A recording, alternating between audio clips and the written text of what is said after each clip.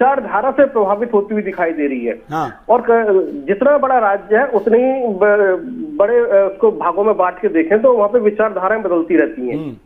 तो यहाँ पर विचारधारा की बात है कि जैसे कि हमने देखा उत्तर प्रदेश के अंदर 100 विधायकों ने जो है एक विरोध प्रदर्शन किया जो सबके सामने है।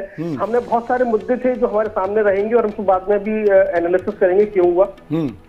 लखीमपुर खीरी की घटना हमारे सामने है, लेकिन पार्टी ने प्रत्याशी बदले और उसके बाद देखिए रिजल्ट सबके सामने है। तो लोग प्रत्याशियों से नाराज थे, विधायकों से नाराज थे, लेकिन पार्टी से नाराज नहीं थे।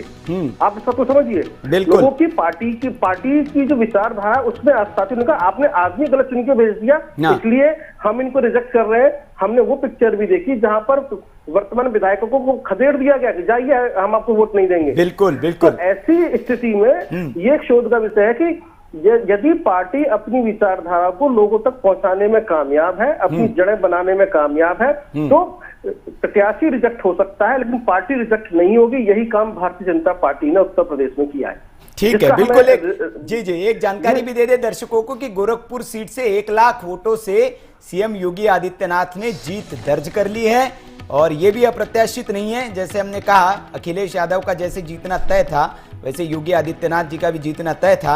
हालांकि ओम प्रकाश राजभर और बाकी नेताओं ने यह दावा किया था कि गोरखपुर से सारी की सारी सीटें क्लीन स्वीप करेगी, समाजवादी पार्टी सब सीटें हार रही है और योगी जी को भी हम वहां से हराएंगे और उनको हम वहां भेजेंगे जहां ट्रेनिंग दी जाती है। ये राजभर साहब के बयान थे, लेकिन वहां से योगी आदित्यनाथ चुनाव जीत गए हैं गोरखपुर सदर से और 1 लाख वोटों से चुनाव जीते हैं और सारी की सारी सीटें, एक सीट छोड़कर सारी की सारी सीटों पर भारतीय जनता पार्टी वहां पर काबिज होती हुई दिख रही है बनारस में। तो ये बनारस का सिनेरियो है। दूसरा, मैं आप अपनी बात पूरी करिएगा अजय जी जो आप कह रहे थे, लेकिन जैसे बुटोला साहब एक बात कर रहे थे तो मैं थोड़ा सा उनका मैं नोट डाउन किया था, मैं उसमें बता दूं। उन्होंने कहा कि पंजाब में, आप पंजाब की बात कर रहे थे, किसान वहां लामबंद हो गए और किसानों ने एक तरफा वोटिंग की। लेकिन बुटोला साहब की इस बात से मैं सहमत नहीं हूं, क्योंकि किसान अगर लामबंद होते और एक तरफा वोट करते तो जो किसान आंदोलन से निकली हुई पार्टी जो वहां पर चुनाव लड़ी उनके प्रत्याशी, उनका एक हाथ प्रत्याशी चुनाव जीत जाता।